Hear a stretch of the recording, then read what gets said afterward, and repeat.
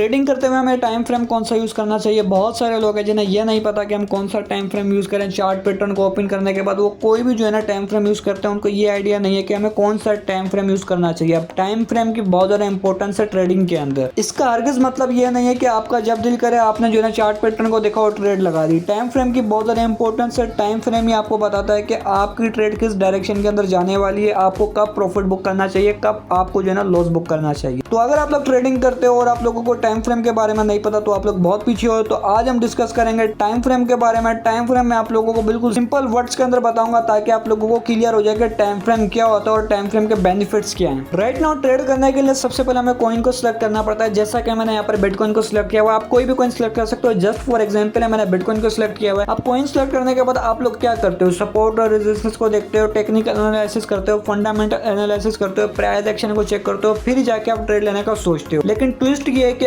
आप लोगों को टाइम फ्रेम की इंपॉर्टेंस के बारे में भी पता होना चाहिए। लेकिन उससे पहले आप लोगों को ये भी पता होना चाहिए कि ट्रेडिंग की टाइप्स होती है। लाइक आप लोगों ने सुना होगा scalping, day trading, intraday trading, ये सब आप लोगों ने सुना है। इसका मतलब ये होता है कि शॉर्ट टाइम के अंदर आपने ट्रेड लगानी है। लाइक आपने देखा 15 मिनट 1 घंटे के अंदर ट्रेड लगाई, आपने सोचा यार मुझे 1 घंटे में या 4 घंटे में या 1 दिन के अंदर ही मुझे प्रॉफिट हो जाए। मींस कि हमें शॉर्ट टाइम के अंदर प्रॉफिट हो जाए, हमें लंबे टाइम के लिए ट्रेड को होल्ड नहीं करना पड़े। इसको हम कहते हैं intraday trading, scalping, swing trading. लेकिन इसमें एक सेकंड टाइप भी होती है। अब सेकंड टाइप किस तरह की होती है, आप लोगों ने सुना होगा लॉन्ग टर्म ट्रेडिंग की। ये मैंने आज ट्रेड लगा दी, इसका 1 हफ्ते का टारगेट ये होगा या 1 महीने में प्राइस यहाँ जाएगी तो मैं अपने कॉइंस को सेल कर दूंगा या ट्रेड को क्लोज कर दूंगा। इसको हम कहते हैं लॉन्ग टर्म ट्रेडिंग। जैसा कि मैंने आज अगर ट्रेड लगा ली, मेरा टारगेट है कि मैं इस ट्रेड को 2 डेज में क्लोज करूंगा या 1 वीक के अंदर क्लोज करूंगा। जितने लंबे टाइम के लिए मैं ट्रेड को चलाऊंगा उसको हम बोलते हैं लॉन्ग टर्म ट्रेडिंग। अगर आप लोगों ने डेली ट्रेडिंग करनी है तो उसका मैंने आप लोगों को बता दिया, स्कैल्पिंग, इंटरडे ट्रेडिंग उसको कहते हैं। आई होप सो कि यहाँ तक आप लोगों को बिल्कुल अच्छी तरह क्लियर हो चुका है। अब आप लोग कौन सी ट्रेडिंग करते हो ये आपको डिसाइड करना है। मैं आप लोगों को बताता हूँ कि आपने कोई भी ट्रेडिंग करनी है तो आप लोगों ने किस तरीके से टाइम फ्रेम की सिलेक्शन करनी है। राइट नाउ एक प्रोफेशनल ट्रेडर जब भी ट्रेडिंग करता है ना, वो सारी चीजों को चेक करने के बाद, रिसर्च करने के बाद ही ट्रेड को लेता है। अब आप लोगों ने फॉर एग्जांपल आप लोगों ने सोचा यार मैं शॉर्ट टाइम फ्रेम के लिए ट्रेड करता हूँ, जैसे 15 मिनट के अंदर ट्रेड लगाई, 15 मिनट के अंदर प्रॉफिट बुक कर लूंगा या 1 आवर या 4 आवर, मतलब 24 घंटों से पहले आप लोगों ने ट्रेड को क्लोज करना है। तो उसके लिए आप लोगों ने क्या करना है, आप लोगों को ऊपर की साइड पर जो देखने को मिल रहा है 1 डे देखने को मिल रहा है, आपने इस पे क्लिक करना है। इस पे क्लिक करने के बाद अब आप लोगों के सामने डेली की कैंडल आ चुकी है। अब जैसा कि हमें ये कैंडल देखने को मिल रही है लाइव, ये जो कैंडल देखने को मिल रही है इसकी ड्यूरेशन जो है ना 24 घंटे की है। मतलब कि 24 घंटे के अंदर ये कैंडल क्लोज हो जाएगी, फिर न्यू कैंडल देखने को मिलेगी जो कि 24 घंटे के अंदर क्लोज होगी। आई होप सो कि आप लोगों को समझ आ गया होगा। अब ये जो कैंडल हमें लाइव देखने को मिल रही है क्या परफॉर्मेंस शो कर रही है। अगर आप लोग देखोगे ये जो कैंडल है सुबह के वक्त हमें ग्रीन देखने को मिली, अच्छी खासी बैंग देखने को मिली, बायर्स का प्रेशर था तो कैंडल ऊपर गई, यहाँ से ओपनिंग देखने को मिली, ऊपर की साइड पे क्लोजिंग देखने को मिली। लेकिन अब इस वक्त अगर आप लोग देखोगे तो प्राइस कंटिन्यूसली डाउन हो रही है। आप लोग वीडियो के अंदर भी चेक कर सकते हो कि यहाँ पर कैंडल गई, कैंडल जाने के बाद हाई लगाने के बाद कैंडल जो है रिवर्स हो रही है, मींस कि यहाँ पर सेलर्स आ चुके हैं। इससे हमें समझ ही आया कि जो हमें डेली टाइम फ्रेम की कैंडल देखने को मिलती है उससे हमें पता लगता है कि मार्केट के अंदर बायर्स हैं या सेलर्स हैं। लेकिन इसमें थोड़ी सी आप लोगों ने और रिसर्च करनी है। अब यहाँ पर आप लोगों को देखने को मिल रहा है 4 आवर, 1 डे का तो काम कंप्लीट हो चुका है। आप लोगों ने 4 आवर के ऊपर आ जाना है। 4 आवर के ऊपर आओगे तो आपने चार्ट को एनालिसिस करना है कि चार्ट की क्या परफॉर्मेंस देखने को मिल रही है। जितना बड़ा टाइम फ्रेम होगा ना उतना ही टारगेट देर से अचीव होगा। जैसा कि आपको देखने को मिल रहा है 1 आवर, 1 आवर के ऊपर आप लोगों ने फिर शिफ्ट हो जाना। 1 आवर के ऊपर भी आप लोगों ने रिसर्च करनी है कौन सा ट्रेंड देखने को मिल रहा है। यहाँ पर देखो कितना प्यारा ट्रेंड देखने को मिला है। जो कैंडल स्टार्ट हुई थी यहाँ से उसकी स्टार्टिंग देखने को मिली थी डेली, और 1 आवर के अंदर कितना ऊपर गई है मार्केट।